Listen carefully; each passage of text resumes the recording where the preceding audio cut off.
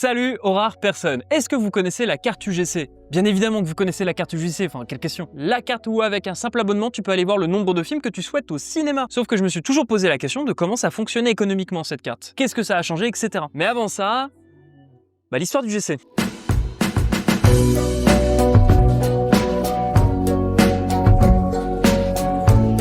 Pour les débuts de l'entreprise, on doit retourner en 1940 avec les nazis, tout ça. Yes. À une période où la France se retrouve sous l'occupation allemande, et c'est à ce moment-là que Alfred Greven se dit « Tiens, j'aimerais bien réorganiser le cinéma français, créer un système vertical où en gros on assure aussi bien la production de films que la distribution de films. Avoir un monopole en gros. » Voilà. Vous attachez pas trop au gars, parce que c'est quand même l'ancien directeur de l'UEFA. C'est quoi l'UEFA? Oh bon, rien d'autre qu'une société de production de propagande nazie. Et pour ce faire, il exploitera les ordonnances antisémites, interdisant aux juifs d'exercer certaines professions, dont le cinéma. Je l'ai dit, fallait pas trop s'y attacher. Il rachète ainsi le cinéma Max Linder, l'Olympia et le Moulin Rouge. Et puis quelques temps plus tard, il va racheter carrément 12 salles dans le sud de la France. Tout ça amène à la création de la société Continental Film la même année. Sous le contrôle allemand, bien évidemment. Je voulais parler de la carte UGC à la base.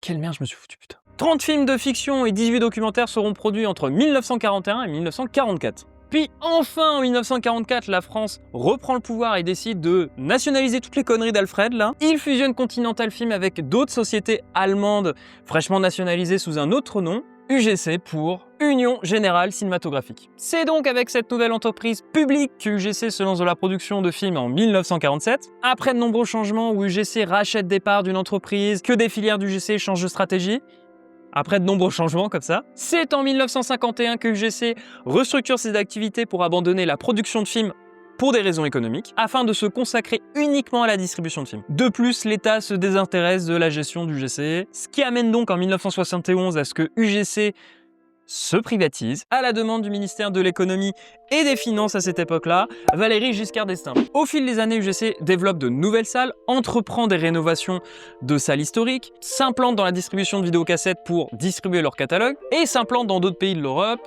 ainsi de suite. En tout cas, ils font leur bout de chemin. Et c'est le 29 mars qu'un séisme va être provoqué avec l'apparition de la carte illimitée UGC. C'est tellement un raz-de-marée à l'époque que même le ministre de la Culture et de la Communication de l'époque demande un retrait temporaire entre mai et juin 2020 de l'abonnement en attendant que la concurrence s'y adapte. Ce sera en août pour Pathé et septembre pour MK2 et Gaumont. Mais alors dans tout ça, comment fonctionne le modèle économique? Car oui, le prix de l'abonnement est à peu près aux alentours de 22 € aujourd'hui, quand UGC vend des places aux alentours de 10 € pour voir un film. Quand tu vas voir un film et que tu achètes un ticket de cinéma, quel que soit son prix, la redistribution fonctionne avec des pourcentages. 5,5% est de la TVA pour l'État français, 10,72% de TSA qui revient au CNC, 1,56% à la SACEM, l'organisme de la musique, 41,76% pour la distribution du film, comme Warner, Nourfilm, Disney, etc. Et après ça, c'est 40,6% pour l'exploitant en salle, UGC, CGR, ainsi de suite. Bon, jusqu'ici, c'est très simple, on sait où on donne l'argent à qui, pourquoi, quelle quantité, ainsi de suite. Donc forcément, si ton ticket de cinéma il est plus cher, tout le monde gagne plus d'argent. Que ce soit l'État, que ce soit le CNC, que ce soit la SACEM, que ce soit le distributeur, que ce soit l'exploitant en salle. Maintenant, comment est redistribué l'argent des abonnements? Et c'est là où ce matin, quand j'ai écrit la vidéo, j'étais en train de péter mon crâne. Alors il y a toujours les 5,5% de TVA, il y a toujours les 10,72% pour le CNC. Petite différence pour la SACEM, c'est un peu moins. En termes de pourcentage, on passe de 1,56 à 1,21. Et sur ce qu'il reste, il y a 50% pour l'exploitant de salle et 50% vont dans une caisse à part. Caisse à part qui sera redistribuée au distributeur en fonction du nombre d'entrées de chaque film par mois. Imaginons si le dernier blockbuster d'Autour du cinéma a fait 30% des entrées avec les cartes illimitées, du mois de janvier 2025, eh bien il récupérera 30% de la caisse. Ainsi de suite pour les autres films qui feront plus ou moins. Une fois qu'on a expliqué ça, est-ce que du coup il y a une différence entre un abonné qui va au cinéma 2 fois par mois que celui qui va 8 fois par mois par exemple? Oui. Pas qu'un peu.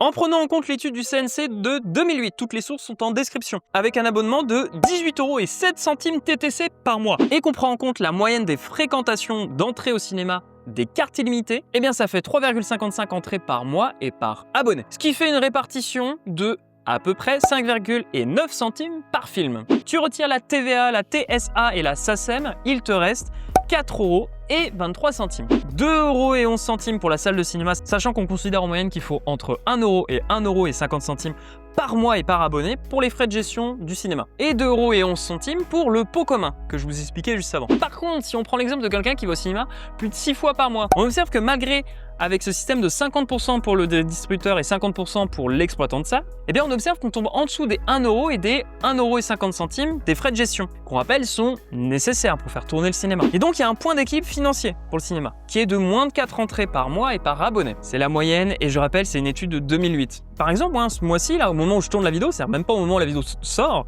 je suis allé au cinéma 7 fois. Et on est à la moitié du mois.